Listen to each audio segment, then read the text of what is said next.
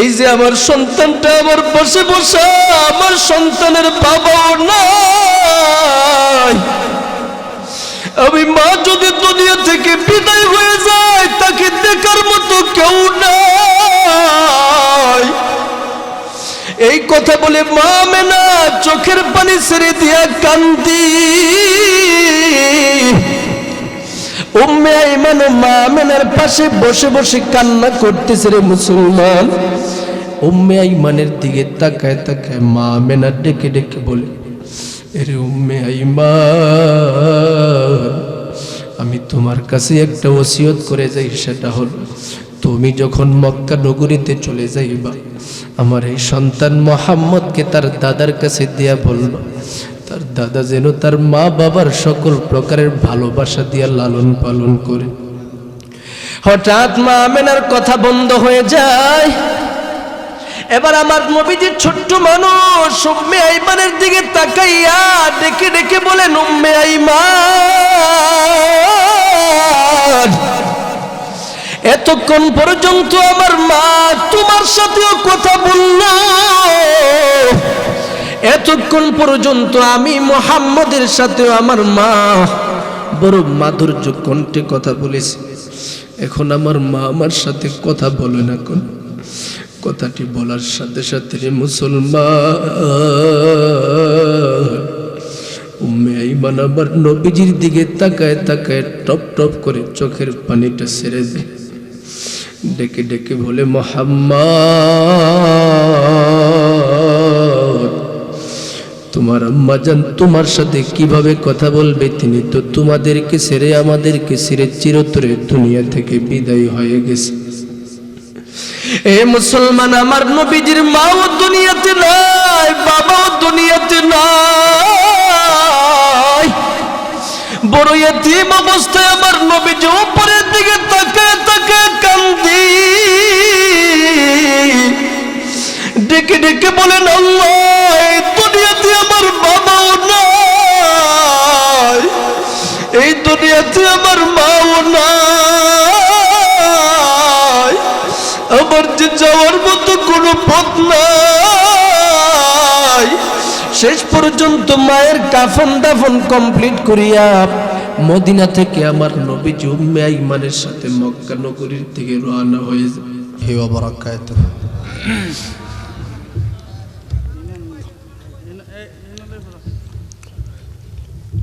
الحمدلله ولي والصلاة والسلام على نبيه محمد صلى الله عليه وسلم الذي أرسله الله تعالى بالحق بشيرا ونذيرا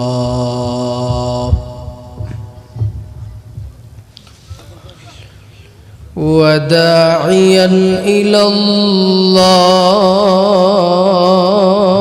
الله بإذنه وسراجا منيرا.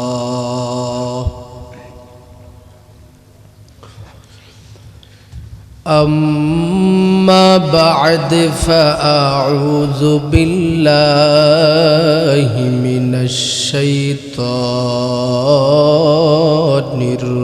الرجيم.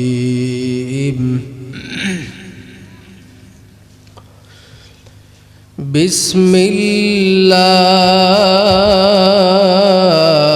الله الرحمن الرحيم.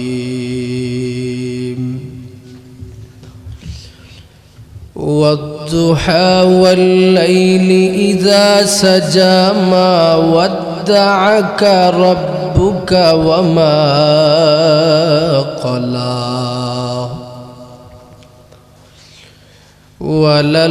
وللآخرة خير لك من الأولى ولسوف يعطيك ربك فترضى.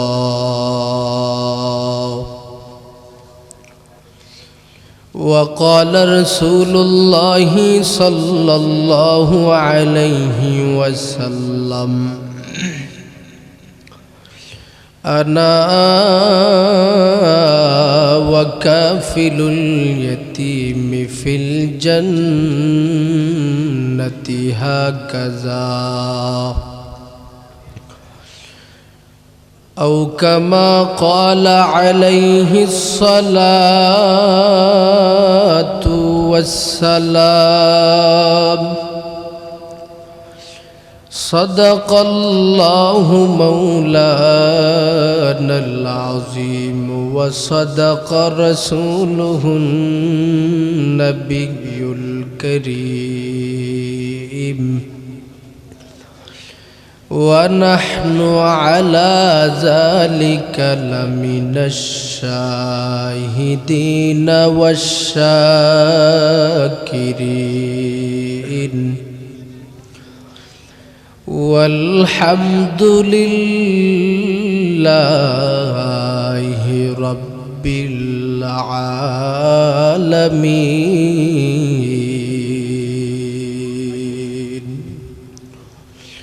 সবাই মহব্বতের সাথে দুরূদ ইব্রাহিম পড়েন আল্লাহুম্মা সাল্লি আলা মুহাম্মাদিন ওয়া আলা আলি মুহাম্মাদ كما صليت على إبراهيم وعلى آل إبراهيم إنك حميد مجيد اللهم بارك على محمد وعلى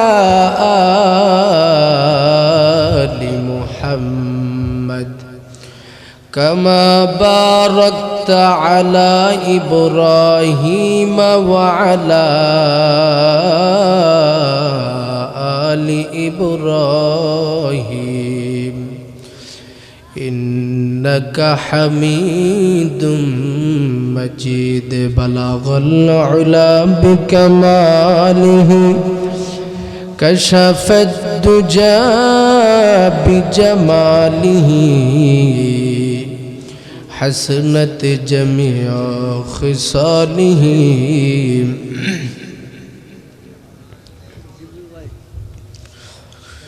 محمد نے آکر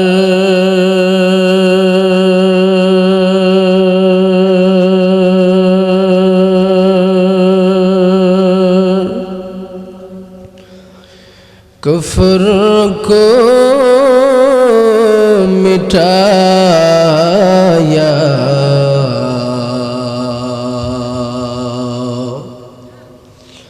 کفر کو مٹا کر صداقت بتایا بلغ العلا بکمالہ کشف الدجى بجماله حسنت جميع خصاله صلوا عليه وآله لا إله إلا الله محبতের সাথে সবাই বলেন অপারেটর সব কোথায় মাইকের অপারেটর لا إله إلا الله لا إله لا إله إلا الله لا إله إلا الله لا إله অল্প একটু একটু বাড়ায় দাও অল্প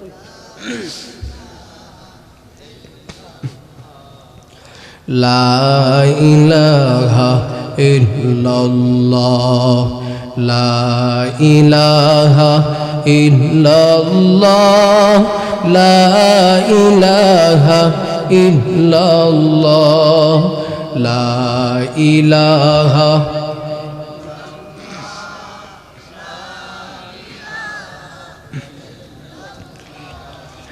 জিকির করছেন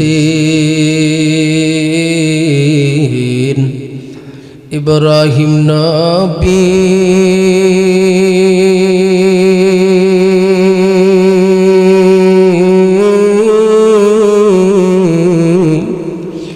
নমরুদেরা গুনে পড়ি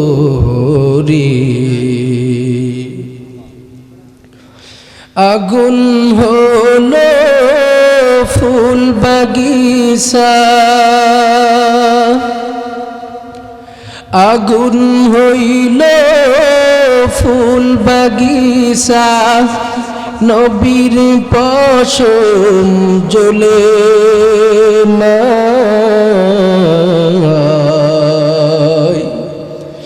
हमेशा जिकिर करो मोमिन गाफिल थैको ना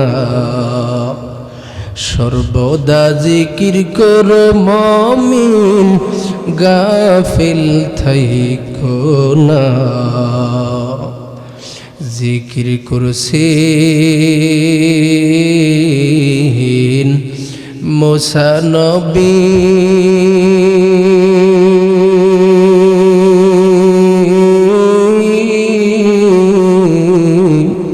তোর পাহাড়ে গেছেন চলি খুদার নূরে পাহাড় জ্বলল খুদার নূরে পাহাড় জ্বলল নবী मूसा জ্বলে না हमेशा जिकिर करो मोमिन गाफिल थैको ना हमेशा जिकिर करो मोमिन गाफिल थैको ना जिकिर करছেন नबी वाले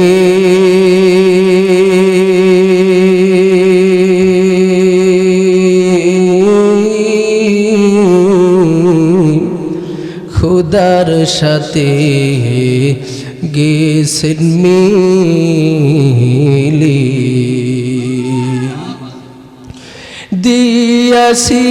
দিয়াছিলেন পর্দা খুলি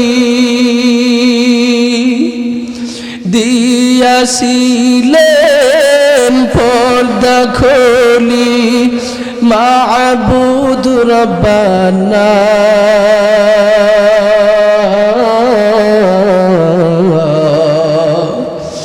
সর্বদা জিকির করো মুমিন গাফিল থাইকো না সর্বদা জিকির করো মুমিন গাফিল থাইকো না লা ইলাহা ইল্লাল্লাহ লা ইলাহা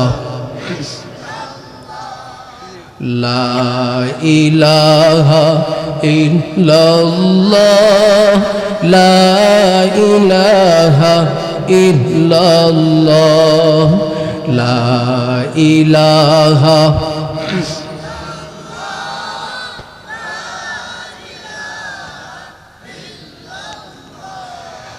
লা ইলাহা ইল্লাল্লাহ লা ইলাহা ইল্লাল্লাহ লা ইলাহা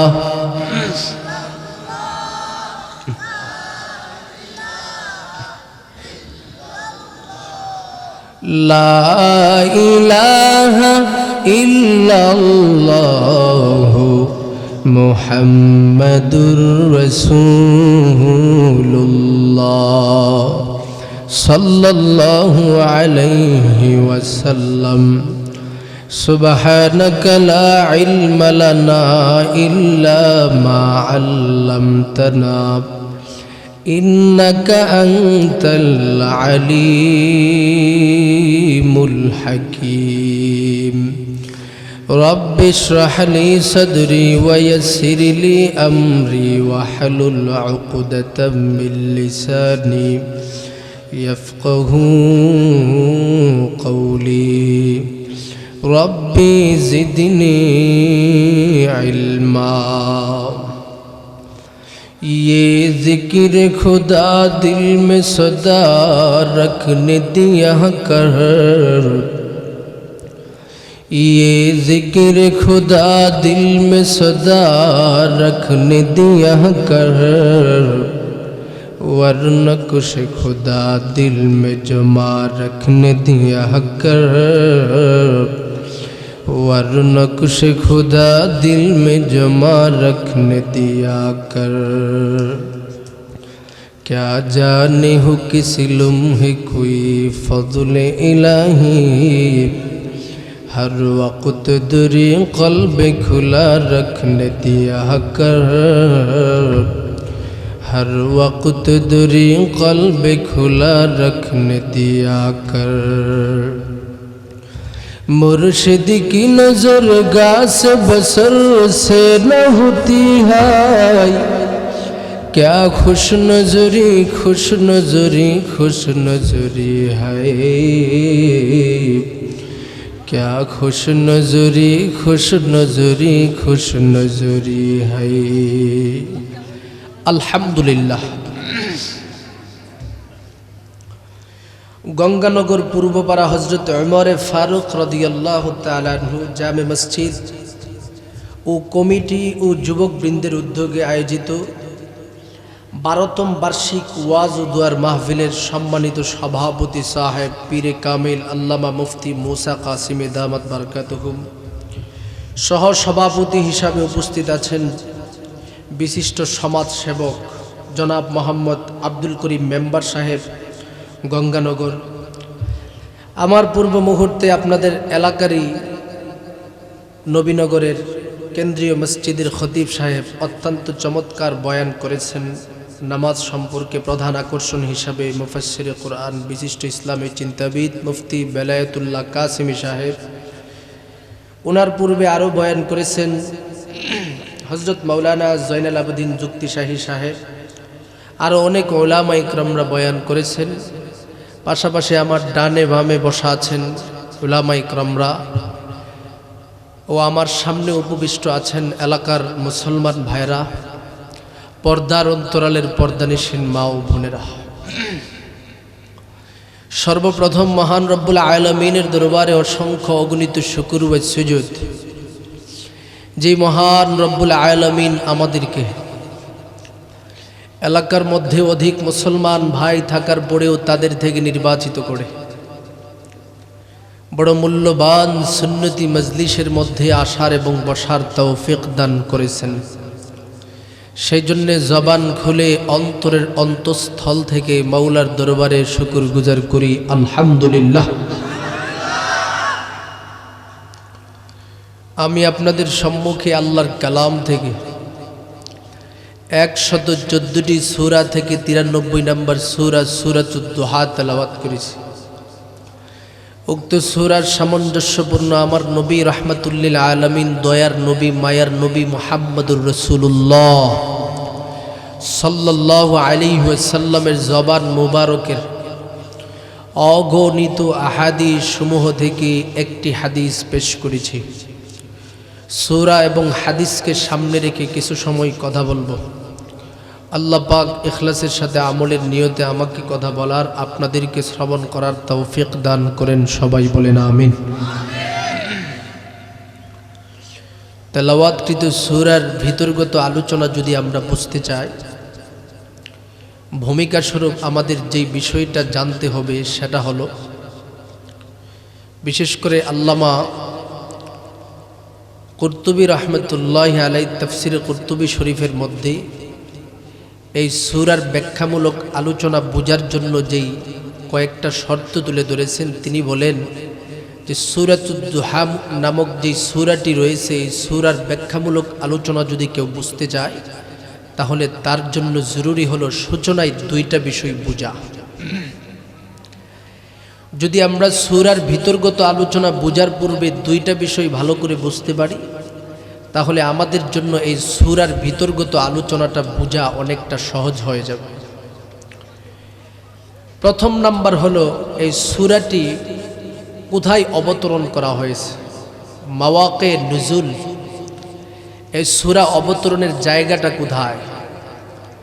দ্বিতীয় নাম্বার হলো এই সূরা কেন অবতরণ করা হয়েছে। সূরার অবতরণের জায়গার ব্যাপারে আল্লামা কুরতুবী রাহমাতুল্লাহি আলাইহি বলেন, ইত্তাফাকাল মুফাসসিরুন বিহাযিহি সূরা, সমস্ত মুফাসসিরিন একরামরা এই সূরার ব্যাপারে ইত্তেফাক, উনি বলেন যে নাযালাল্লাহু সুবহানাহু ওয়া তাআলা ফি মক্কা, তিনি বলেন আল্লাহ পাক এই সূরাটিকে মক্কা নগরীতে অবতরণ করেছেন। সুবহানাল্লাহ। এবার আসি এই সূরাটি কেন অবতরণ করা হয়েছে। সূরাতুদ দুহা নামক সূরার অবতরণের কারণটাকে সামনে রেখে মুফাসসিরিন একরামরা এটার একটা পরিভাষা তুলে ধরেছেন। সেটা হলো যে কোনো সূরার অবতরণের কারণকে মুফাসসিরিনের পরিভাষায় বলা হয় শানে নুজুল। এই সূরাটা কেন অবতরণ করা হয়েছে এই বিষয়ে তাফসিরে কুরতুবীতে আল্লামা কুরতুবী রাহমাতুল্লাহি আলাইহি বলেন, সূরাতুদ দুহা নামক সূরাটি অবতরণের পিছনে যে কারণটা রয়েছে সেটা হলো আল্লাহর নবী মুহাম্মদুর রাসূলুল্লাহ সাল্লাল্লাহু আলাইহি ওয়াসাল্লাম যখন তার কাছে একের পর এক সময়ের ব্যবধানে ওহীর পর ওহী আগমন করতেছিল, হঠাৎ কিছুদিন পরে আল্লাহর নবীজি তাকায় দেখে জিব্রাইল আলাইহিস সালাতু ওয়াস সালাম আমার নবীজির কাছে আগমন করে না। নবীজি বড় টেনশনের মধ্যে পড়ে গেছেন, ব্যাপার কি, জিব্রাইল আমিন আসে না কেন। তাফসিরে তবারির মধ্যে এসেছে আল্লাহর নবীজির কাছে জিব্রাইল আমিন আগমনের যেই ইন্তজারটা ছিল, অপেক্ষাটা ছিল, আল্লাহর নবীজি টানা 12 দিন পর্যন্ত অপেক্ষায় ছিলেন। আবার তাফসিরে কুরতুবীর মধ্যে এসেছে আল্লাহর নবীজি 18 দিন পর্যন্ত অপেক্ষায় ছিলেন। তবে প্রসিদ্ধ অভিমত হলো আল্লাহর নবীজি টানা 18 দিন পর্যন্ত ওহীর জন্য অপেক্ষমান ছিলেন। ব্যাপার কি, ওহী আসে না কেন, টেনশনে পড়ে গেছেন। নবীজি মনে মনে ভাবতেছেন যে আমার উপরে কি আল্লাহ তাআলা রাগ করে ফেলছে নাকি, আমি কি আল্লাহকে কষ্ট দিয়ে দিছি নাকি, আমি কি আবার কোনো গুনাহ করে ফেললাম নাকি।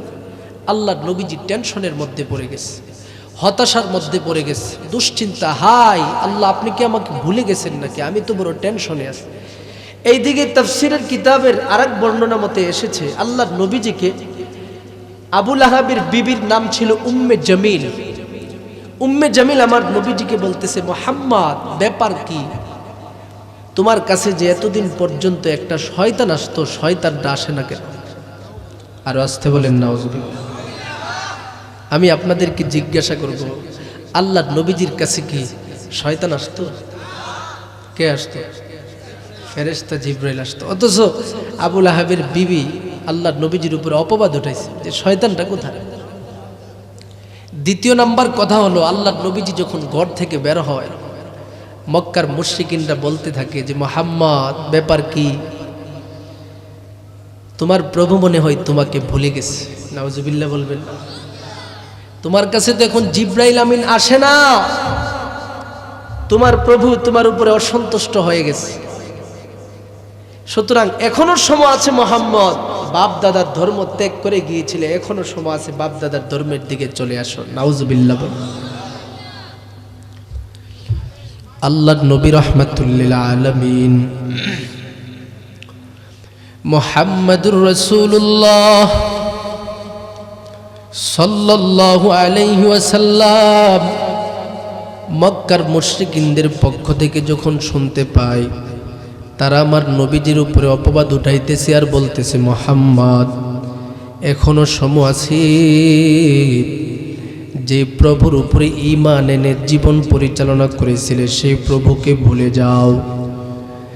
অতঃপর এই প্রভুর কাছ থেকে আমাদের বাপদাদার ধর্মের মধ্যে চলে আসো। একদিকে ওহী আগমন না করার কারণে আল্লাহর নবীর দিলের ভিতরে যেই কষ্টটা ছিল, এখন মক্কার মুশরিকিনদের কথাটি শুনে আমার নবীজির দিলে আরো আঘাত লেগে যায়। আল্লাহর নবীজি চোখের পানি টপ টপ করে ছেড়ে দিয়ে আমার মাওলার দরবারে কান্না করতেছে। আল্লাহর নবী রাহমাতুল লিল আলামিন সিজদায় পড়ে আমার মাওলার দরবারে ডেকে ডেকে বলেন, আল্লাহ, আমি মুহাম্মদ কি এমন কোন ভুল করে ফেললাম যার কারণে আপনি প্রভু আমি মুহাম্মদকে ভুলে গেছি? আমি মুহাম্মদ তো বড় টেনশনের মধ্যে পড়ে গেলাম, আমি মুহাম্মদ তো বড় চিন্তিত হয়ে গেলাম। আল্লাহ, সেই টেনশন থেকে কখন আমি মুক্তি পাব? আমার মাওলার দরবারে সেজদায় পড়ে পড়ে যখন কান্না করতেছে, আমার মাওলার একটা উসুল, আমার নবীজি যখন আমার মাওলার দরবারে চোখের পানি ছেড়ে দিয়া কান্না করে, আমার মাওলা মুহূর্তের জন্য সহ্য করতে পারে নাই। সাথে সাথে জিবরাইল আমিনকে ডেকে ডেকে বলেন, এ জিবরাইল, মুহূর্তের জন্য দেরি করা যাবে না, আমার হাবিবের দিকে তাকিয়ে দেখো, আমার হাবিব পুরো দুশ্চিন্তার মধ্যে পড়ে গেছে রে জিবরাইল। আমার হাবিবকে আমি আল্লাহ মুহূর্তের জন্য টেনশনের মধ্যে ফেলাইতে পারবো না। এই মুহূর্তে তুমি আমার হাবিবের কাছে শ্রেষ্ঠ সুসংবাদ নিয়ে চলে যাও। অতঃপর আমার হাবিবকে পরিষ্কার ভাষায় একটা সুসংবাদ প্রদান করে দাও। ওয়াদ্দুহা ওয়াল-লাইলি ইযা সাজা মা ওয়াদ্দাআকা রাব্বুকা ওয়া মা ক্বালা। সুবহানাল্লাহ। অবতরণ হয়ে গেছে সুসংবাদের সূরা। আমার নবীজির দুঃখ কষ্ট দূরীভূত করার লক্ষ্যে আল্লাহ পাক আমার নবীজির উপরে সুসংবাদ দিয়ে দিতেছে। সুবহানাল্লাহ। এই সূরার প্রথম দিকে আল্লাহ পাক রব্বুল আলামিন আমার নবীজির দিকে তাকায় তাকায় বলেন, পয়গম্বর, আপনার কোনো টেনশন নাই, আপনার কোনো চিন্তা নাই পয়গম্বর। ওয়াদ্দুহা, আমি আল্লাহ দোহা নামক বিষয়ের কসম খাইতেছি। দোহা নামক বিষয় দিয়ে আল্লাহ তাআলা দুইটা বিষয়ের দিকে ইঙ্গিত প্রদান করেছেন। আল্লামা তবারি বলেন, আল্লাহ তাআলা প্রথম যেই বিষয়টার দিকে ইঙ্গিত প্রদান করেছে সেটা হলো আমার আল্লাহ পূর্ব দিগন্তের সূর্যের আলোর কসম খেয়েছেন। আর একটা ব্যাখ্যা হলো আমার আল্লাহ শুধু পূর্ব দিগন্তের সূর্যের আলোর ব্যাখ্যা করে নাই, বরং গোটা দিনের আলোর কসম আমার মাওলা খেয়েছেন। এই দুইটা বর্ণনা দেওয়ার পর অতঃপর আল্লাহ তাআলা বলেন, ওয়াল-লাইলি ইযা সাজা, আমি আল্লাহ ওই রাত্রের কসম খাইতেছি যেই রাত্রটা নীরব হয়ে যায়, যেই রাত্রটা নিঝুম হয়ে যায়। এই দুইটা বিষয়ের কসম খায় আল্লাহ পাক রব্বুল আলামিন বলেন, পয়গম্বর, আপনার কোনো টেনশন নাই, আপনার কোনো চিন্তা নাই। আমি আল্লাহ এই মুহূর্তে আপনার হতাশাকে দূর করার জন্য আয়াত অবতরণ করে দিলাম। মা ওয়াদ্দাআকা রাব্বুকা ওয়া মা ক্বালা। সমস্ত কাফের মুশরিকিনদেরকে আপনি বলে দেন, আপনার প্রভু আপনাকে ছেড়ে দেই নাই, আপনার প্রভু আপনার উপরে মুহূর্তের জন্য অসন্তুষ্ট হই নাই। সুবহানাল্লাহ। কাফের মুশরিকিনদেরকে আপনি দাঁত ভাঙা জবাব দিয়ে দেন এটা, যে আমি মুহাম্মদের উপরে ওহী আগমন না করার কারণে তোমরা একজনে বলতেছো আমার উপরে শয়তান আসে না, আরেকজনে বলতেছে আমি নাকি তোমাদের ধর্মের মধ্যে চলে আসবো, আমার প্রভু আমাকে ভুলে গেছে। তাহলে শুনো, আমার প্রভু এই মুহূর্তে আমার জন্য সুসংবাদ প্রদান করে দিছে। সুবহানাল্লাহ। সুসংবাদ। পয়গম্বর, কোনো টেনশন নাই, কোনো চিন্তা নাই আপনার। এ মুসলমান, এখান থেকে একটা উসুল বুঝে নেন, মূলনীতি। এটা হলো আল্লাহর নবীজি যখন দুশ্চিন্তার মধ্যে পড়ে গিয়েছিলেন, ঈমানের উপরে অটল থাকতে গিয়ে আল্লাহর নবীজি যখন কষ্টের মধ্যে পড়ে গিয়েছিলেন, কাফের মুশরিকিনরা চতুর্দিক থেকে আমার নবীজিকে অপবাদ দিয়েছে। এখান থেকে একটা উসুল আমরা শুনতে হবে, সেটা হলো আমার নবীজি যেইভাবে ঈমানের উপরে অটল থাকতে গিয়ে, আমার নবীজি যেইভাবে কোরআনের দাওয়াত দিতে গিয়ে নবীজির উপরে বিভিন্ন দিক থেকে অপবাদ এসেছে, নবীজির উপরে জুলুম অত্যাচার এসেছে। পৃথিবীর মানচিত্রে আজ পর্যন্ত পৃথিবীর মধ্যে যত নবীর উম্মতগণ ঈমান হালাতে থাকবে, তাদের উপরে আমার নবীর মতো একের পর এক জুলুমের পর জুলুম, জুলুমের পর জুলুম, অপবাদের পর অপবাদ আগমন করবেই করবে। কথা কোন ঠিক কিনা? এটা মুমিন বান্দাদের জন্য মূলনীতি। পাশাপাশি হলো যত প্রকারের অপবাদ আসবে, যত প্রকারের তুমি জুলুমের শিকার হবে, মুসলমান ভালো করে শুনে নাও, যেইভাবে আমার নবীজি জুলুমের অত্যাচারিত হওয়ার পরেও আমার নবীজি ধৈর্যের উপরে অটল ছিলেন, আমার নবীজি কোরআনের দাওয়াত থেকে মুহূর্তের জন্য দূরে চলে যায় নাই। আজ কেউ যদি পৃথিবীর জমিনের মধ্যে কোন মুসলমান সন্তান আল্লাহর নবীর সে আদর্শকে জিন্দা করার লক্ষ্যে কোরআনের দাওয়াত দিতে গিয়ে, কোরআনের সমস্ত হকের বাণী মানব জাতির সম্মুখে প্রচার করতে গিয়ে সে যদি জুলুমের শিকার হয়, সে যদি নির্যাতনের শিকার হয়, আমার আল্লাহর পক্ষ থেকে তার জন্য অচিরেই সাহায্য আগমন করবে। কথা কোন ঠিক কিনা?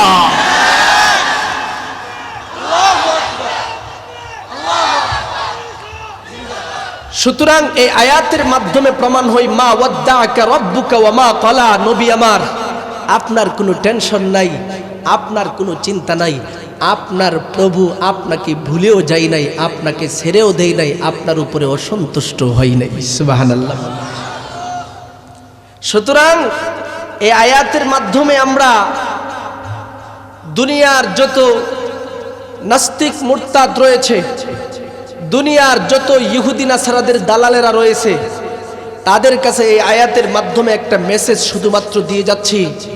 যারা আজকে কয়েকদিনের ক্ষমতা পাইয়া সাময়িক ক্ষমতার উপর নির্ভরশীল হয়ে বিভিন্নভাবে সমস্ত হক্কানি উলামা ইকরামের উপর নির্যাতন করতেছে, উলামা ইকরামদেরকে মামলার হুমকি প্রদান করতেছে, উলামা ইকরামদেরকে জেল জুলুম অত্যাচারের সকল প্রকারের হুমকি প্রদান করতেছে, তাদেরকে বলে দিতে চাই, আমরা সেই নবীর উম্মত যেই নবী চিরটা জীবন পর্যন্ত সমস্ত কাফের মুশরিকিনদের কাছে নির্যাতনের শিকার হয়েছে। সুতরাং তোমরা যত প্রকারের জেল জুলুমের ভয় উলামা ইকরামদেরকে দেখাও, উলামা ইকরামরা কোরআনের হক বলা থেকে একটা মুহূর্তের জন্য দূরে যাবে না। কথা কোন ঠিক কিনা? কারণ আমরা জানি কোরআনের হক কথা বলতে গিয়ে, দ্বীনে ইলাহিয়তের দাওয়াত দিতে গিয়ে, তাওহীদে কালিমাতুল্লাহর দাওয়াত প্রদান করতে গিয়ে আমাদের জাতি পিতা ইব্রাহিম আলাইহিস সালাতু ওয়াস সালাম নির্যাতনের শিকার হয়েছিলেন। কথা কোন ঠিক কিনা?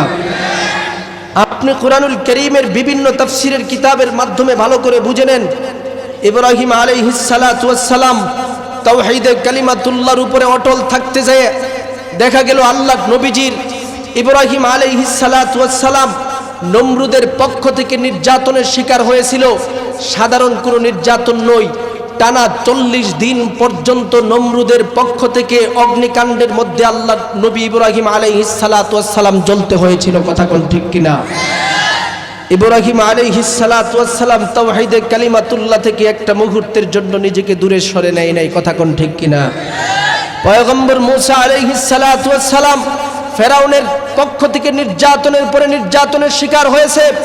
আল্লাহর নবী রাহমাতুল লিল আলামিন যেই নবীজিকে পৃথিবীর জমিনের মধ্যে সৃষ্টি না করলে পৃথিবীর কোনো কিছুই সৃষ্টি করা হতো না, সেই রাহমাতুল লিল আলামিন মুহাম্মদুর রাসূলুল্লাহ সাল্লাল্লাহু আলাইহি ওয়াসাল্লাম নির্যাতনের শিকার হয়েছেন। কথা কোন ঠিক কিনা? কেন নির্যাতনের শিকার হয়েছেন? কারণ আল্লাহ নবীজি কোরআনের হালাল বিধানসমূহ মানব জাতির সম্মুখে প্রচার করেছেন এবং হারাম থেকে গোটা জাতি বেঁচে থাকার জন্য সর্বোচ্চ মুজাহাদা করেছেন। কথা কোন ঠিক কিনা? আজকে আমরা আজ থেকে 1450 বছর পূর্বের ইতিহাসকে সামনে রেখে উলামায়ে কেরামরা ইব্রাহিম আলাইহিস সালাতু ওয়াস সালামের আদর্শকে নিজের বক্ষে লালন পালন করে, মূসা আলাইহিস সালাতু ওয়াস সালামের আদর্শকে লালন পালন করে, আমার নবী মুহাম্মদুর রাসূলুল্লাহ সাল্লাল্লাহু আলাইহি ওয়াসাল্লামের আদর্শকে লালন পালন করে আজকে কোরআনের হক কথা গোটা মানব জাতির সম্মুখে ধারাবাহিকভাবে প্রচার করার চেষ্টা করছে। কোরআনের মধ্যে যেই বিষয়টা হালাল সেটা মানব জাতির সম্মুখে প্রচার করছে। যেই বিষয়টা মানব জাতির কাছে হারাম, সেই বিষয়টা মানব জাতির সম্মুখে প্রচার করতে গিয়ে নবীদের উপর যেমন জুলুম অত্যাচার এসেছে, উলামায়ে কেরামের উপর মামলার হুমকি ধমকি আগমন করতেছে। আমরা তাদেরকে বলে দেই, আমরা নবীগণদের উত্তরসূরি হিসেবে নিজের জান সবকিছু কুরবান করে দিব। জেল হাজতে যাব, রিমান্ডে যাব, ফাঁসির মঞ্চে যাব, মুহূর্তের জন্য কোরআনের হক কথা থেকে উলামায়ে কেরামদেরকে দূরে সরাতে পারবো না। কথা কোন ঠিক কিনা?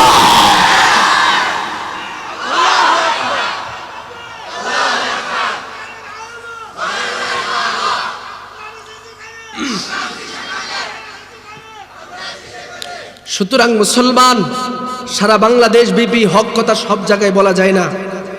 আপনাদের এলাকায় এটা উলামায়ে কেরামদের এলাকা, কথা কোন ঠিক কিনা? যেখানে যাই সেখানে কাগজে লিপিবদ্ধ করা হয়, হুজুর হালাল হারাম বিষয়ে কথা বলবেন, তবে ভাস্কর্যের বিষয়ে কথা বললেন না। মুসলমান, কিয়ামতের আলামত শুরু হয়ে গেছে। হারামটাকে হালাল করার জন্য সর্বোচ্চ মুজাহাদা করতেছে নাস্তিকদের চেলারা, কথা কোন ঠিক কিনা? পারবে না।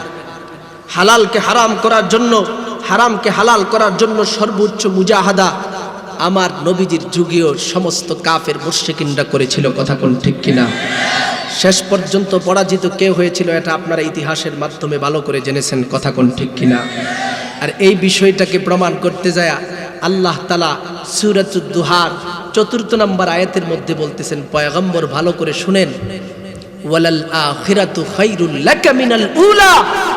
সাময়িকভাবে হালাল হারামের বিধানসমূহ মানব জাতির সম্মুখে প্রচার করতে গিয়ে আপনি হয়তো কষ্টের সম্মুখীন হতে পারেন, তবে আপনাকে আমি আল্লাহ পরিষ্কার একটা সুসংবাদ দিয়ে দিচ্ছি, আপনি সহ পৃথিবীর মানচিত্রের মধ্যে আমি আল্লাহর যত বান্দারা আমি আল্লাহর তাওহীদে কালিমাতুল্লাহর বক্তব্য মানব জাতির সম্মুখে প্রচার করতে যায়, যারাই যত প্রকারের সমস্যার সম্মুখীন হবে তাদের ব্যাপারে সুসংবাদ হলো ওয়ালাল আখিরাতু খায়রুল লাকা মিনাল উলা।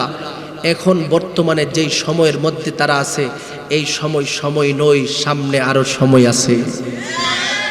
আল্লাহ বলেন ওয়ালাল আখিরাতু খায়র, আপনার শেষ জীবনটা বড় কল্যাণকর হবে বর্তমান যুগের চেয়ে থেকে। এই আয়াতের ব্যাখ্যায় আল্লামা তবারি বলেন, প্রথম নাম্বার ওয়ালাল আখিরাতু দিয়া আল্লাহ তাআলা ইঙ্গিত প্রদান করেছেন, পয়গম্বর কোনো টেনশন করিয়েন না, কোনো চিন্তা করিয়েন না।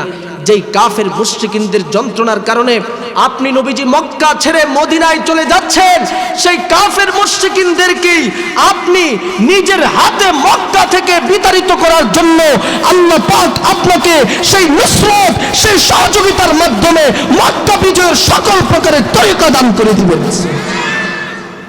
সুতরাং কোনো টেনশন নাই। ইসলামের দাওয়াত দিতে গিয়ে আল্লাহর নবীজিও কষ্ট করেছেন। এখনো আমার দেশের উলামায়ে কেরামরা মামুনুল হক সাহেব হুজুরের মতো, বাবুনগরী সাহেব হুজুরের মতো, ওনারাও দ্বীনের এলাহিয়তের দাওয়াতকে প্রচার করতে গিয়ে বড় কষ্টের সম্মুখীন হচ্ছেন, কথা কোন ঠিক কিনা? সুতরাং যতই কষ্টের সম্মুখীন ওনারা হক না কেন, ওনারা একটা উসুল ভালো করে জানে, ফাইন্না মাআল উসরি ইউসরা, কষ্টের সাথে সুখ রয়েছে, কথা কোন ঠিক কিনা? টেনশন নয়। আল্লাহ তাআলা আমাদেরকে উসুল শিখিয়ে দিয়েছে, আমরা টেনশনের কি আছে? এই জন্য এই সূরা থেকে আমরা মূলনীতি বুঝে নেই, মুমিন কখনো হতাশাগ্রস্ত হতে পারে না, মুমিন কখনো দুশ্চিন্তার মধ্যে পড়তে পারে না, কথা কোন ঠিক কিনা? এই জন্য এই সূরা থেকে আমরা এই শিক্ষাটা নিয়ে, আপনারা একটু কষ্ট করবেন নি, কষ্ট করবেন দ্বীনের জন্য। যদি কষ্ট করতে চান জিকিরের সাথে সাথে, আমার মুসলমান ভাইরা অনেকেই দাঁড়িয়ে রয়েছে, ওনারা জায়গা হচ্ছে না, ছোট্ট একটা মাটি যদি একটু বড় হতো সুবিধা হতো, আপনারা সামনের দিকে জিকিরের সাথে আগায় যান। লা ইলাহা ইল্লাল্লাহ, সামনে এসে বললে এই তো জায়গা আছে, এই বাবুরা তোমরা সামনে আসো, এই সামনের দিকে এসো।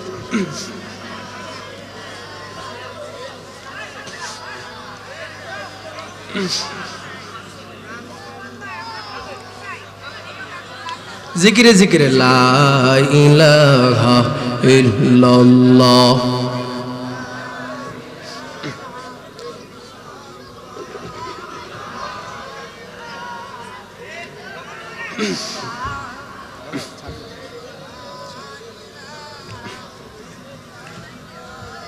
লা ইলাহা ইল্লাল্লাহ লা ইলাহা লা ইলাহা ইল্লাল্লাহ লা ইলাহা ইল্লাল্লাহ লা ইলাহা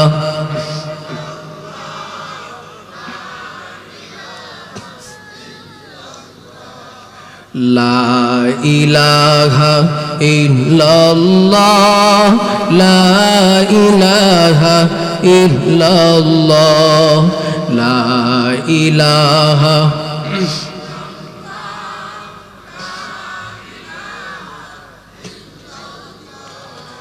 লা ইলাহা ইল্লাল্লাহ মুহাম্মাদুর রাসূলুল্লাহ সাল্লাল্লাহু আলাইহি ওয়াসাল্লাম। এ মুসলমান, যেই বিষয়টা বলতেছিলাম, আল্লাহ পাক রব্বুল আলামিন আমার নবীজিকে বর্ণনা করে দিচ্ছেন, পয়গম্বর, দুনিয়াতে যদি আপনি সাময়িকভাবে কষ্টের সম্মুখীন হয়ে আছেন, তবে আমি আল্লাহ আপনার জন্য স্বাচ্ছন্দ্যময় সময় দান করব, সামনে সেটা রয়েছে। সুতরাং এই আয়াতের মাধ্যমে আমার নবীজিকে যে সুসংবাদটি প্রদান করেছেন, দুনিয়ার সমস্ত উম্মতে মুসলিমাকে ঠিক সেই সুসংবাদের অন্তর্ভুক্ত করতেছেন। এই সমস্ত উম্মতে মুহাম্মাদীদের দলেরা, তোমরাও যদি দ্বীন ইলাহিয়তের উপরে অটল থাকতে গিয়া নিজের জীবনটাকে দ্বীনের জন্য উৎসর্গ করতে হয় করবা, তাহলে আমি আল্লাহর কাছে নবীর মতো সর্বশ্রেষ্ঠ সুসংবাদ প্রাপ্ত হয়ে যাইবা। এ মুসলমান, কি সুসংবাদ আমার নবীজিকে আল্লাহ পাক রব্বুল আলামিন দান করে দিয়েছেন। সেই সুসংবাদের মধ্যে প্রথম নাম্বার, আল্লাহ পাক আমার নবীজিকে সান্ত্বনা প্রদান করতেছেন, পয়গম্বর, মা ওয়াদ্দাকা রব্বুকা ওয়া মা ক্বালা, আপনাকে আপনার প্রভু ছেড়ে দেই নাই, আপনার প্রভু আপনাকে ভুলে যাই নাই, ওয়া মা ক্বালা, আপনার প্রভু আপনার উপরে অসন্তুষ্ট হই নাই। দ্বিতীয় নাম্বার সান্ত্বনামূলক সুসংবাদ হলো, ওয়ালাল আখিরাতু খায়রুল লাকা মিনাল উলা, নবী আমার, এখন আপনি যত বড় কষ্টের সম্মুখীন হচ্ছেন, আপনার শেষ জীবনটা বড় কল্যাণকর হবে। শেষ জীবন বলতে দুইটা ব্যাখ্যা। প্রথম নাম্বার হলো মদিনা নগরীটাও আপনার জন্য বড় কল্যাণের জায়গা হবে। দ্বিতীয় নাম্বার ব্যাখ্যা হলো, দুনিয়ার জীবনটা যদি আপনার জন্য কষ্টের হয়, কিন্তু আপনার আখিরাতের জীবনটা বড় কল্যাণকর হবে। এই সুসংবাদের মধ্যেই তো শুধু সীমাবদ্ধ নাই, আমার মওলা আবার তৃতীয় নাম্বার সুসংবাদ আমার নবীজিকে দিতেছে। রে মুসলমান,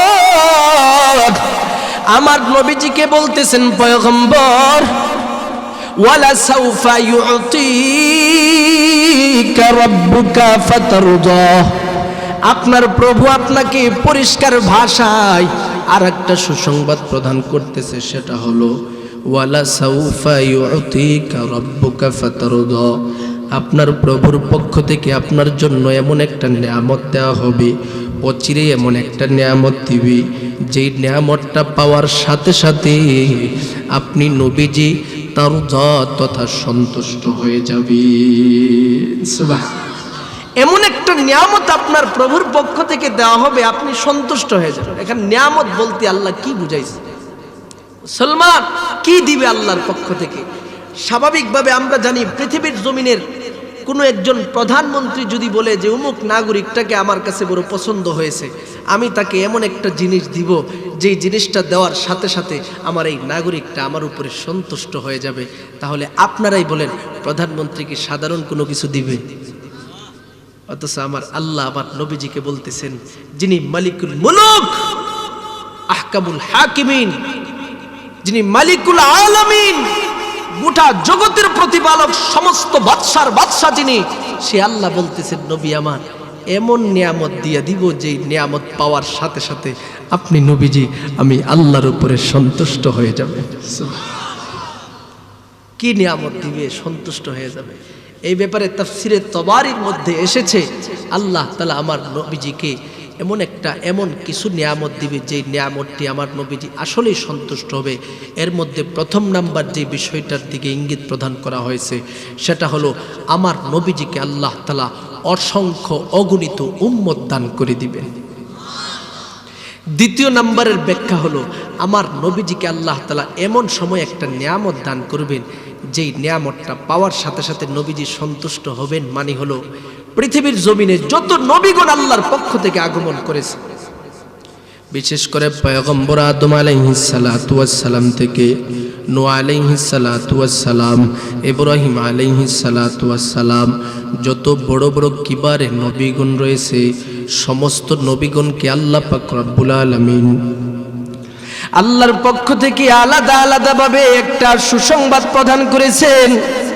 সেটা হলো এ সমস্ত নবীগণ, আমি আল্লাহর পক্ষ থেকে আপনাদেরকে একটা সুসংবাদ প্রদান করতেছি। সেটা হলো আমি আল্লাহ তাআলা এখন আপনাদেরকে যে নির্দেশটা দিব, যে কোনো প্রকারের দোয়া এই মুহূর্তে আমি আল্লাহর কাছে আপনি করতে পারেন, আমি আল্লাহর কাছে কবুল হয়ে যাবে। পয়গম্বর আদম নবী আমার মাওলার দরবারে সেই দোয়ার সুযোগটা পাওয়ার সাথে সাথে দোয়া করছে, কবুল হয়ে গেছে। পয়গম্বর নূহ আলাইহিস সালাতু ওয়াস সালাম আল্লাহর পক্ষ থেকে সুযোগটা পাওয়ার সাথে সাথে দোয়া করেছে, আমার মাওলার কাছে কবুল হয়েছে। পয়গম্বর ইব্রাহিম আলাইহিস সালাতু ওয়াস সালাম আমার মাওলার পক্ষ থেকে সুযোগটি পাওয়ার সাথে সাথে আল্লাহর দরবারে দোয়া করেছে, মাওলার দরবারে কবুল হয়ে গেছেন। মূসা নবী আল্লাহর কাছে দোয়া করছে, কবুল। ঈসা নবীকে সুযোগ দেওয়া হলো, আল্লাহর কাছে দোয়া করছে, কবুল। শেষ পর্যন্ত আমার নবীজিকেও এই সুযোগটা দেওয়া হয়, বলা হয় পয়গম্বর আমি আল্লাহর পক্ষ থেকে এই মুহূর্তে একটা সুযোগ প্রদান করতেছি। দুনিয়াতে থাকতে এখন যদি আমি আল্লাহর কাছে আপনি যেই দোয়াটা করবেন সেটাই কবুল করব। আমার নবীজি আমার মাওলার দিকে ইশারাবদ্ধ হয়ে ডেকে ডেকে বলেন, আল্লাহ আমাকে যে এই দোয়াটি করার জন্য সুযোগটা প্রদান করেছেন, আমি এই মুহূর্তে এই দোয়াটি আপনি মাওলার দরবারে করব না। এই দোয়াটা এমন একটা সময় আমি মুহাম্মদুর রাসূলুল্লাহর পক্ষ থেকে করব, যেই সময়ের মধ্যে আমার গুনাহগার সমস্ত উম্মতেরা বড় টেনশনের সম্মুখীন হয়ে যাবে। আমার সমস্ত উম্মতেরা গুনাহ করতে করতে জীবনটা বরবাদ করার পর হঠাৎ একদিন তাদের চিন্তা আসবে, আমি তো মাওলাকে ভুলে গেলাম, আমি তো আমার মাওলার সমস্ত আহকামকে ভুলে গেলাম, আমি তো নবীর আদর্শকে ভুলে গেলাম। হঠাৎ এই সব ভুলকে সামনে রাখিয়ে আপনি মাওলার দরবারে ক্ষমা চেয়ে তার জীবনটা যখন আপনি মাওলার হুকুমের ভিত্তিতে, আমি নবীর আদর্শের ভিত্তিতে চালাইয়া কাল হাসরের ময়দানের মধ্যে বিপদে পড়ে যাবে। আমি নবীজি পরিষ্কার ভাষায় বলে দিলাম, ওই সময় আপনি আল্লাহর কাছে আমি আবেদন করব, আল্লাহ দুনিয়াতে যে সুযোগটা দিয়েছিলেন আজকে আমার উম্মতের ব্যাপারে আপনি মাওলার কাছে চাই, আমি সেই মুহাম্মদ আপনার কাছে এই দোয়াটা করতেছি, এই দিবসে আপনি আল্লাহ আমার দোয়াটাকে কবুল করে নিন। কথাটি বলার সাথে সাথে আমার মাওলা হাসরের ময়দানে আমার নবীর দোয়াটাকে এমনভাবে কবুল করবেন, আমার নবীজি যতক্ষণ পর্যন্ত সন্তুষ্ট না হবেন আমার মাওলা আমার নবীজিকে পরিপূর্ণভাবে শাফাত তথা সুপারিশের সকল প্রকারের তরিকা দান করে দিবে।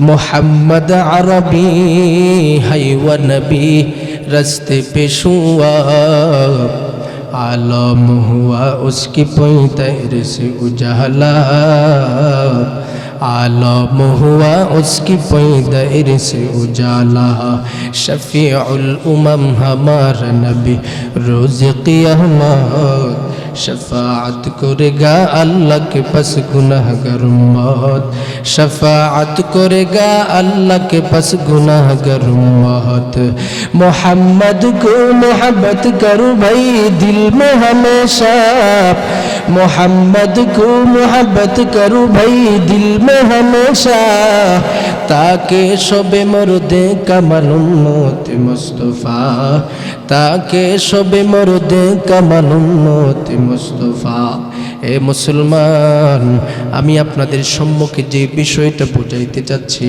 আল্লাহ পাক রব্বুল আলামিন বলেন পয়গম্বর ওয়ালা সাউফা ইউতিকা রাব্বুকা ফাতারদা আমি আল্লাহর কাছে আপনি নবীজি যেই জিনিসটা চাইবেন আমি আল্লাহ এমন ভাবে দান করব যাতে করে আপনি নবীজি আমি মাওলার দরবারে সন্তুষ্ট হয়ে যান এই কথা বলে আমার নবীজিকে আল্লাহ পাক পরিষ্কার তিন বিধানের মাধ্যমে আমার নবীজিকে আল্লাহ পাক রব্বুল আলামিন সন্তুষ্ট প্রদান করে দিয়েছেন এবার আমার নবীজিকে বাকি তিন আয়াতের মাধ্যমে পূর্বে যে আমার মাওলার পক্ষ থেকে নিয়ামত দিয়েছেন সেটার উপরে কিছু সংক্ষিপ্তভাবে আল্লাহ তাআলা আলোচনা করেছেন এক নাম্বার আমার নবীজিকে বলতেছেন পয়গম্বর আপনি বড় টেনশনের মধ্যে পড়ে গেছেন আপনি বড় চিন্তার মধ্যে পড়ে গেছেন আপনি কেন এই টেনশনে হতাশার মধ্যে পড়ে আছেন আমি আল্লাহকে কি আপনি নবীজি ভালো করে চিনেন না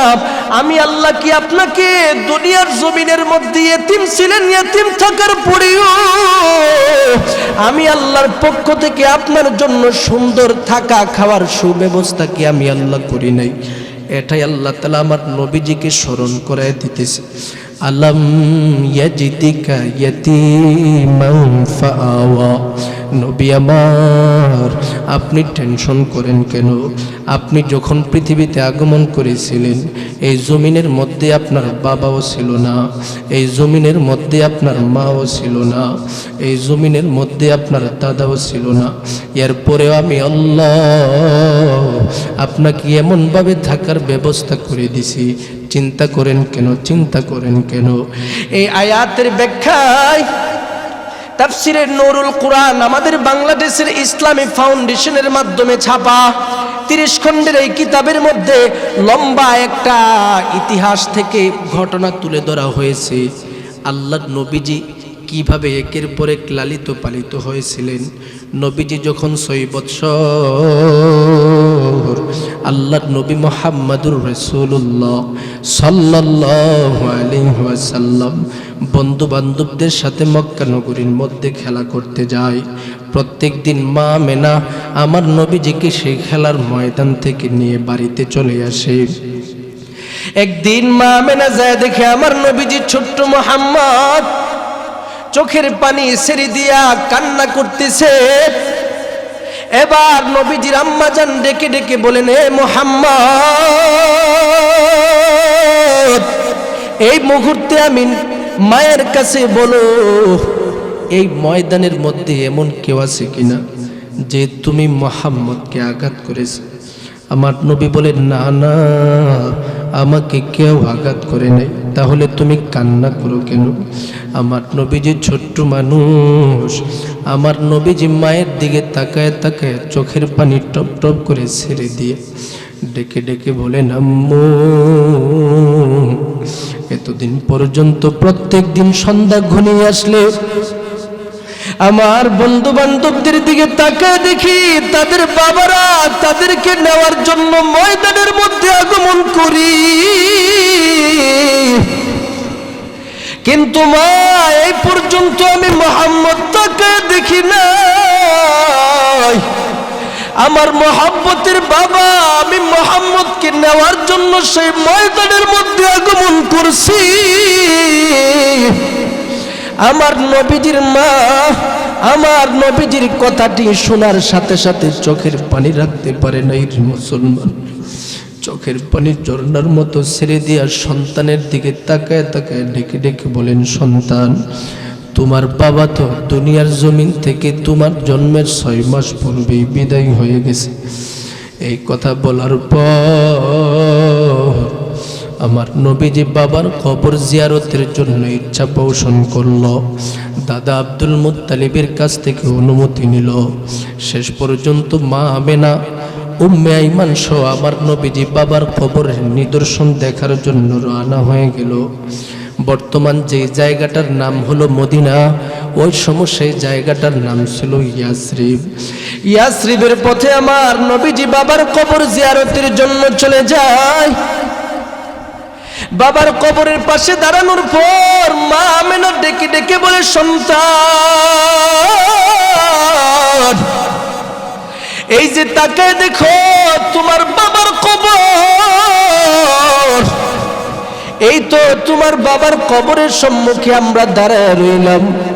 আল্লাহ নবীজি চোখের পানি ছেড়ে দিয়া আবেগ ভরা কণ্ঠ নিয়ে বাবার কবরের পাশে দাঁড়ায় দাঁড়ায় কান্দে, ডেকে ডেকে বলেন, বাবা,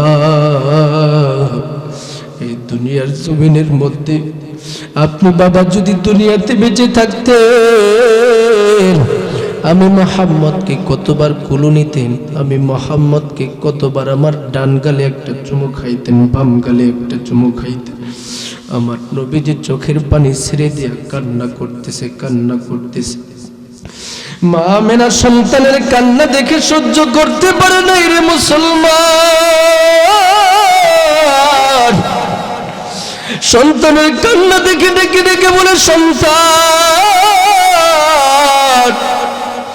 এইভাবে বাবার কবরের পাশে দাঁড়ায় কান্না করলে কোনো ফায়দা হবে না। এই কথা বলে মা আমেনা সন্তানকে নিয়ে এই মুহূর্তে মক্কা নগরীর দিকে রওনা হয়ে যায়। ইতিহাসের কিতাবের মধ্যে এসেছে, আমার নবীজির আম্মু মদিনার আবুয়া নামক স্থানে পৌঁছার পর অসুস্থ হয়ে জমিনের মধ্যে পড়ে যায়। এবার আমার নবীজি অতঃপর উম্মে আইমান মায়ের পাশে বসে বসে কান্না করতেছে। হঠাৎ মা আমেনা উম্মে আইমানের চেহারার দিকে তাকাইয়া ডেকে ডেকে বলেন, উম্মে আইমান, আমার শরীরের যে অবস্থা আমি দেখতেছি রে উম্মে আইমান, আমার মন বলে দুনিয়ার জমিনের মধ্যে আমার বেঁচে থাকার সময়টা আর থাকবে না। আমার মন বলে আমি দুনিয়ার জমিন থেকে চিরতরে বিদায় হয়ে যাব। রে উম্মে আইমান, আমি আমেনা তোমার কাছে মৃত্যুর পূর্ব মুহূর্তে একটা ওসিয়ত করে যাই। এই যে আমার সন্তানটা আমার বসে বসে, আমার সন্তানের বাবাও নাই। আমি মা যদি দুনিয়া থেকে বিদায় হয়ে যায়, তাকে দেখার মতো কেউ নাই। এই কথা বলে মা আমেনা চোখের পানি ছেড়ে দিয়া কান্দি। উম্মে আইমান মা আমেনার পাশে বসে বসে কান্না করতেছে রে মুসলমান। উম্মে আইমানের দিকে তাকায় তাকায় মা আমেনা ডেকে ডেকে বলে, এরে উম্মে আইমান, আমি তোমার কাছে একটা ওসিয়ত করে যাই। সেটা হলো, তুমি যখন মক্কা নগরীতে চলে যাইবা, আমার এই সন্তান মুহাম্মদকে তার দাদার কাছে দিয়া বলবা, তার দাদা যেন তার মা বাবার সকল প্রকারের ভালোবাসা দিয়া লালন পালন করে। হঠাৎ মা আমেনার কথা বন্ধ হয়ে যায়। এবার আমার নবীজির ছোট্ট মানুষ উম্মে আইমানের দিকে তাকাইয়া ডেকে ডেকে বলেন, উম্মে আইমান, এতক্ষণ পর্যন্ত আমার মা তোমার সাথেও কথা বলল, এতক্ষণ পর্যন্ত আমি মুহাম্মদের সাথেও আমার মা বড় মাধুর্য কণ্ঠে কথা বলেছি। এখন আমার মা আমার সাথে কথা বলে না। কোন কথাটি বলার সাথে সাথে রে মুসলমান, উম্মে আইমান আমার নবীজির দিকে তাকায় তাকায় টপ টপ করে চোখের পানিটা ছেড়ে দেয়। ডেকে ডেকে বলে, মুহাম্মদ, তোমার আম্মা জান তোমার সাথে কিভাবে কথা বলবে? তিনি তো তোমাদেরকে ছেড়ে আমাদেরকে ছেড়ে চিরতরে দুনিয়া থেকে বিদায় হয়ে গেছে। এ মুসলমান, আমার নবীজির মাও দুনিয়াতে নাই, বাবাও দুনিয়াতে নাই। বড় ইতিম অবস্থায় আমার নবীজি উপরের দিকে তাকায় তাকায় কান্দি, ডেকে ডেকে বলেন, আল্লাহ, এই দুনিয়াতে আমার বাবাও নাই, এই দুনিয়াতে আমার মাও নাই, আমার যে যাওয়ার মতো কোনো পথ নাই। শেষ পর্যন্ত মায়ের কাফন দাফন কমপ্লিট করিয়া মদিনা থেকে আমার নবীজি উম্মে আইমানের সাথে মক্কা নগরীর থেকে রওনা হয়ে যায়। দাদা আব্দুল মুত্তালিবের সম্মুখে দাঁড়ায় দাঁড়ায় আমার নবীজি বিনায়ক বিনায়ক কান্না করে। দাদা আব্দুল মুত্তালিব ডেকে ডেকে বলে, মুহাম্মদ,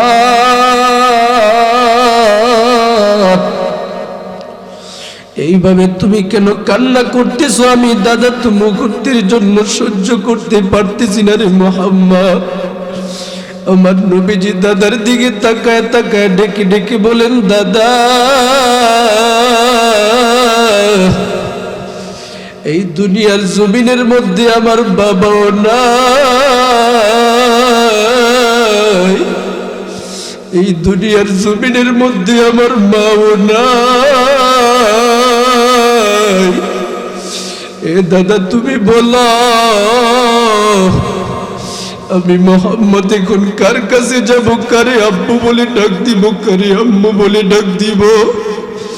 আমার নবীজি দাদার দিকে তাকায় তাকায় যখন কান্দে,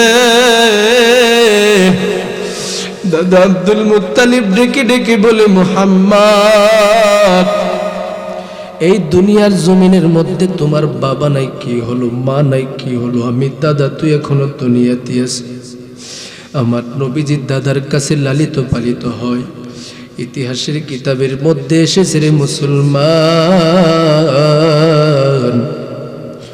আমার নবীজি দাদার কাছে যতদিন পর্যন্ত লালিত পালিত হয়েছে, মা বাবার পরিপূর্ণ ভালোবাসা পায়া লালিত পালিত হয়। কিছুদিন পরে আমার নবীজি তাকায় দেখে মহাব্বতের দাদাও দুনিয়া থেকে বিদায়। দাদা দুনিয়া থেকে বিদায় হওয়ার পর এবার আমার নবীজি পাগলের মতো চাচার কাছে চলে যায়। চাচা আবু তালেব ডেকে ডেকে বলে, মুহাম্মদ,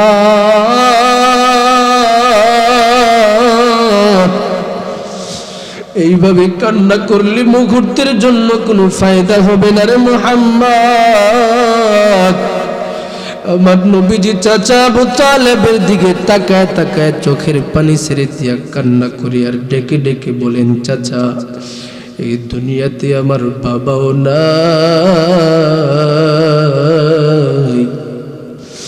এই দুনিয়ার জমিনের মধ্যে আমার মাও নাই। এই চাচা তুমি বলো, আমি মুহাম্মদ কার কাছে যাব, কোথায় যাব? আমার তো যাওয়ার কোনো পথ নাই। আমার নবীজির দিকে তাকায়া চাচা আবু তালেব ডেকে ডেকে বলে, মুহাম্মদ, দুনিয়াতে চাচা আছি, দাদা নাই, মা নাই, বাবা নাই, কি হলো? আমি চাচা তো দুনিয়াতে এখনো আছি। ইতিহাসের কিতাবের মধ্যে এসেছে আমার নবীজিকে চাচা আবু তালেব এত মহব্বত করে লালন পালন করেছেন, যার পরে আমার নবীজি মা বাবা পাশাপাশি দাদার যত ভালো পর্যন্ত পরিপূর্ণ ভালোবাসা নিয়ে লালিত পালিত হয়। সুতরাং এই আয়াতের মাধ্যমে আল্লাহ পাক আমার নবীজিকে শ্রেষ্ঠ নিয়ামত সমূহ যে দান করেছে সেটা স্মরণ করায় দিতেছে। পয়গম্বর, আপনার তো কোনো টেনশন নাই, আপনার চিন্তা নাই, আমি আল্লাহ পূর্বে যেইভাবে আপনাকে লালন পালনের ব্যবস্থা করেছি, এখনো আপনাকে আমি আল্লাহ সুন্দর করে লালন পালনের ব্যবস্থা করব, সকল প্রকারের বিপদ থেকে আমি আল্লাহ হেফাজত করব। অতঃপর আল্লাহ পাক রব্বুল আলামিন এবার ৬ষ্ঠ নাম্বার আয়াতের মধ্যে আল্লাহ পাক নিজে বলতেছেন, এ পয়গম্বর, আর একটা নিয়ামত কিন্তু আমি আল্লাহর পক্ষ থেকে আপনাকে দান করেছিলাম। সেই নিয়ামতের নাম হলো ওয়াজাদাকা যাল্লান ফাহাদা। নবী আমার, আপনি বড় যাল্লানের অন্তর্ভুক্ত ছিলেন, অতঃপর সেই যাল্লান থেকে আমি আল্লাহ আপনাকে হেদায়েত দান করলাম। এখানে আল্লাহ দ্বারা যে বিষয়টা বুঝাইছেন সেটা হলো আমার নবীজি পৃথিবীর জমিনের মধ্যে যেই সময় আগমন করেছিলেন সেই সময়টা অত্যন্ত কষ্টের সময় ছিল। মানব জাতিরা বড় অন্ধকারের মধ্যে ছিল, মানব জাতিরা বড় পথভ্রষ্টতার মধ্যে ছিল, মানব জাতিরা সঠিক কোনো পথ খুঁজে পায় নাই। একটা পুরুষ কিভাবে চলতে হতো সেই তরিকাটা পর্যন্ত তারা জানতো না। একটা মহিলা তার যে সম্মানের জায়গা রয়েছে সেটা পর্যন্ত তারা জানতো না। তাদের নিদর্শন সমূহের মধ্যে একটা নিদর্শন ছিল, তারা এত অজ্ঞতার মধ্যে ছিল রে মুসলমান, যখন তারা আল্লাহ তাআলার ঘর মক্কা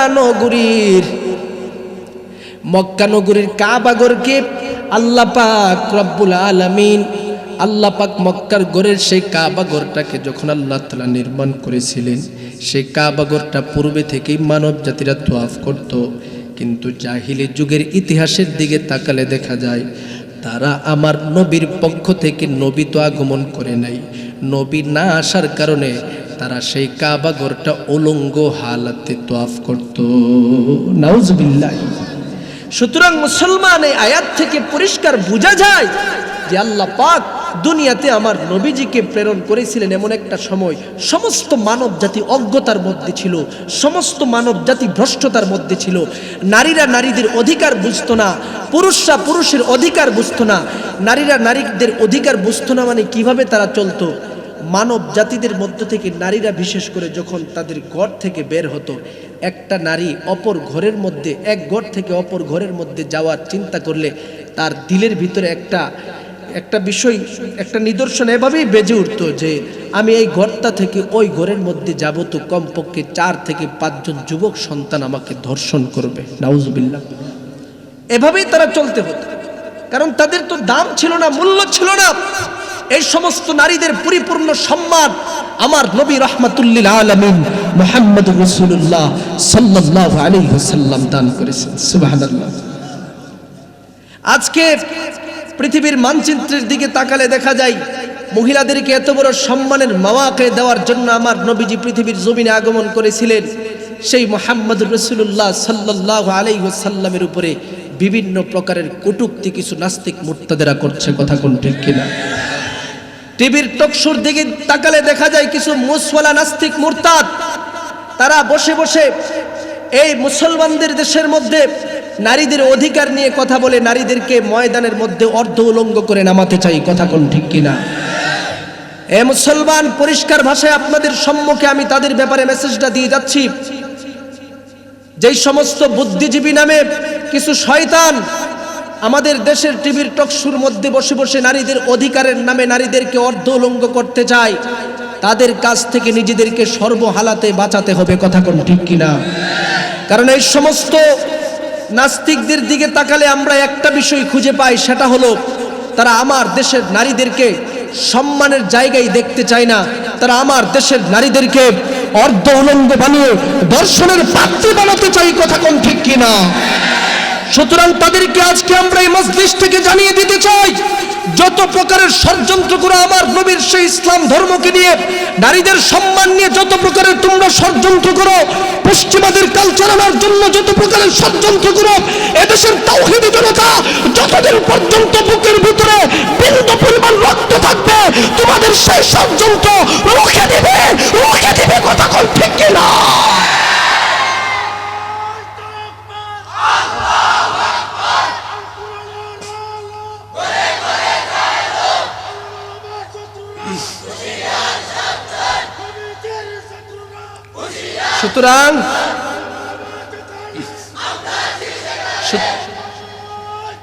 সুতরাং মুসলমান ভালো করে বুঝে নেন, যত প্রকারের ষড়যন্ত্র আসবে সকল প্রকারের ষড়যন্ত্রের মোকাবেলা মুসলমান সন্তানেরা করতে হবে, কথা কোন ঠিক কিনা? মুসলমান সন্তানেরা করতে হবে। এজন্য যারাই বিভিন্ন ডান দিক থেকে, বাম দিক থেকে, পিছন থেকে, সামনের দিক থেকে কোরআনের উপরে বিভিন্ন সমস্যা সৃষ্টি করতে চায় তাদেরকে সতর্ক করে দিচ্ছি, তারা যেন নিজেরা সতর্ক হয়ে যায়, না হয়তো এদেশের তাওহীদি জনতা যখন মাঠে ময়দানে নেমে তাদের বিরুদ্ধে নেমে যাবে তখন তাদেরকে থামানোর মতো কোনো শক্তি পৃথিবীতে কেউ থাকবে না, কথা কোন ঠিক কিনা? এই জন্য আল্লাহ পাক আমার নবীজিকে যেই বিষয়টা বুঝাচ্ছেন সেটা হলো ওয়াজাদাকা যাল্লান ফাহাদা। নবী আমার, আপনাকে এমন একটা সময় আমি প্রেরণ করেছিলাম যে সময়টা কুসংস্কার ছিল, নারীদের সম্মান ছিল না, পর্দা ছিল না, যেভাবে ইচ্ছা সেভাবে চলতো। আমি আল্লাহ আপনি নবীজিকে হেদায়েতের নূর দান করেছিলাম। সে হেদায়েতের নূরের মাধ্যমে গোটা জগৎকে আপনি আলোকিত করেছেন। আপনাদের এলাকার সিস্টেম হলো 11টা, 11:30টার পর পর্যন্ত মাহফিল, 11:15টার পরে নাকি মাহফিল হয় না। কিন্তু আমার সময়টা অনেকটা বাড়ায় ফেলছি, হয়তো আপনাদের কষ্ট হয়ে যাচ্ছে। আমি সামনে আগাবো না, আমি শুধু না যতই কথা বলেন হবে না। পরবর্তীতে ফজরের নামাজ কিন্তু পড়তে হবে, কথা কোন ঠিক কিনা? তো ফজরের নামাজ পড়তে গেলে আমরা যদি 12টা পর্যন্ত বয়ান শুনি, একটা লোকও ফজর পড়বে, ঠিক নেই? এজন্য বয়ান শোনার জন্য উলামা ইকরামরা আছে, থাকবে, ওনারা সবসময় আসবে। আমাকে আপনারা চাইলে সবসময় পাবেন, কথা কোন ঠিক কিনা? কিন্তু যদি ফজরের নামাজটা কাজা হয়ে যায়, পাইবে না, শেষ তো শেষ। এই জন্য আমরা সামনে আগাবো না, শুধু সংক্ষিপ্তভাবে তর্জমাটা করে আপনাদের সম্মুখে কয়েকটা মেসেজ দিয়ে যাচ্ছি। সেটা হলো, আল্লাহ তাআলা আমার নবীজিকে যেই সুসংবাদটা দিয়েছেন, তৃতীয় চতুর্থ নম্বরের যে সুসংবাদ পূর্বে দিয়েছিলেন, সেটা আল্লাহ বলতেছেন, ওয়াজাদাকা আইলান ফাগনা। নবী আমার, আপনি তো নিঃস্ব ছিলেন, টাকা ছিল না, সম্পদ ছিল না, দ্বীনে ইলাহিয়তের জন্য অর্থ সম্পদ কিছুই ছিল না। আমি আল্লাহ আপনাকে আগনা, ধনাঢ্যতার জিন্দেগি দান করেছিলাম, অর্থের ব্যবস্থা করেছিলাম। সুবহানাল্লাহ বলে এই তিনটা সান্ত্বনামূলক বক্তব্য, পাশাপাশি তিনটা নিয়ামতের কথা স্মরণ করায় আমার নবীজিকে আল্লাহ তাআলা তিনটা কর্মসূচি প্রদান করতেছেন। এর মধ্যে প্রথম নাম্বার কর্মসূচি হলো ফাআম্মাল ইয়াতীমা ফালা তাকহার। যদি কখনো সুযোগ পায় এলাকায় আসি, এই তিনটা কর্মসূচির উপরে বিস্তারিত আলোচনা করব। আল্লাহ তাআলা প্রথমে বলতেছেন, নবী আমার, ফাআম্মাল ইয়াতীমা ফালা তাকহার, আপনি কখনো ইয়েতিমদেরকে কষ্ট দিবেন না, অর্থাৎ ইয়েতিমের সম্পদের প্রতি কখনো লোভ লালসা করবেন না। এটা আমার নবীজিকে যদিও বাহ্যিকভাবে দিচ্ছে, পরোক্ষভাবে গোটা উম্মতে মুসলিমাকে দিচ্ছে। এই সমস্ত উম্মতে মুসলিমার দলেরা পৃথিবীতে যতদিন পর্যন্ত থাকবা, ভালো করে বুঝাই দিচ্ছি, ইয়েতিমদের হক কখনো মেরে নিজের জীবনটাকে ধ্বংস করবা না। অথচ আজকে পৃথিবীর মানচিত্রের দিকে তাকালে দেখা যায় অধিকাংশ ফ্যামিলির মধ্যে যে যতটুকু সুযোগ পায়, ইয়েতিমের সম্পদ লুণ্ঠন করার জন্য সর্বোচ্চ চেষ্টা করে, কথা কোন ঠিক কিনা? না মুসলমান, ইয়েতিমের সম্পদ লুণ্ঠন করা যাবে না, বরং ইয়েতিমের সাথে ভালোবাসা থাকতে হবে। যদি ইয়েতিমের সাথে ভালোবাসা থাকে, আমার নবীজি হাদিস শরীফের মধ্যে পরিষ্কার বলে দিয়েছেন, একটা ইয়েতিম সন্তানকে আপনি যদি লালন পালন করে বড় করতে পারেন, আল্লাহ নবী বলেন, আনা ওয়া কাফিলুল ইয়াতীমি ফিল জান্নাতি হাকাযা, আমি এবং কাফিল ইয়েতিম, ইয়েতিমদেরকে লালন পালনকারী যারা পৃথিবীতে থাকবে, তারা হাকাযা ফিল জান্নাতি হাকাযা, দুইটা আঙ্গুল যেমন একসাথে বসবাস করে, আমি নবীজির সাথে তারাও একসাথে বসবাস করে। এরপরে আল্লাহ তাআলা সংক্ষিপ্ত শুধু বলতেছি, দ্বিতীয় নম্বরের যে কর্মসূচি, সেটা হলো ওয়া আম্মাস সাইলা ফালা তানহার। নবী আমার, যত ভিক্ষুক রয়েছে, যত ভিখারি রয়েছে, ফকির মিসকিন আপনার কাছ থেকে যদি কোনো কিছু চায়, তাদেরকে দূর দূর করে নিষেধ করে আপনি দূরে সরায় দিবেন না, বরং তাদেরকে ভালোবাসা দিয়ে কিছু দেওয়ার চেষ্টা করবেন। উম্মতে মুসলিমাদেরকেও আমি বলে দিয়ে যাচ্ছি, আল্লাহ নবীজিকে এই নির্দেশটা দিয়ে আমাদেরকে ইঙ্গিত প্রদান করতেছে, পৃথিবীতে যাদের কাছে কোনো ফকির মিসকিনেরা সহযোগিতা চাবে, তাদেরকে যতটুকু পারি দেওয়ার চেষ্টা করব, তাদেরকে কষ্ট দিব না, রাজি আছি তো ইনশাআল্লাহ। এরপরে আল্লাহ তৃতীয় নাম্বার কর্মসূচি দিচ্ছেন, ওয়া আম্মা বিনিআমাতি রাব্বিকা ফাহাদ্দিস। এখানে লম্বা ব্যাখ্যা রয়েছেন, শুধু সংক্ষিপ্ত বলে দিচ্ছি। এক নাম্বার নিয়ামত দ্বারা আল্লাহ তাআলা ইঙ্গিত প্রদান করতেছেন কুরআনুল কারীম, অর্থাৎ আপনাকে আমি আল্লাহর পক্ষ থেকে যে কোরআন দিয়েছি, ফাহাদ্দিস, গোটা উম্মতে মুসলিমার সম্মুখে প্রচার করেন। হে উম্মতে মুসলিমা, তোমরা যতটুকু জানো এই নিয়ামত সম্পর্কে, তোমরা একের পর এক মানুষের কাছে প্রচার করো। এটা দ্বিতীয় নাম্বার ব্যাখ্যা হলো ওয়া আম্মা বিনিআমাতি রাব্বিকা ফাহাদ্দিস। নবী আমার, আপনাকে আমি আল্লাহর পক্ষ থেকে মাথা থেকে পা পর্যন্ত খাবার দাবার যা কিছু সম্পদ যত নিয়ামত দিয়েছি, সব কিছুর নিয়ামতের শুকরিয়া আদায় আপনি করেন।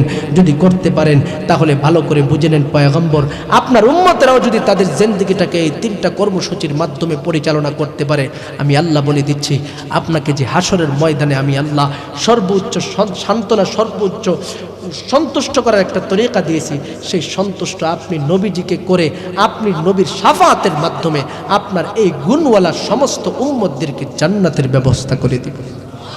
আল্লাহ পাক আমাদের সকলকে যে কর্মসূচির উপরে আলোচনা হয়েছে আমল করার তৌফিক দান করেন, সবাই বলেন আমিন।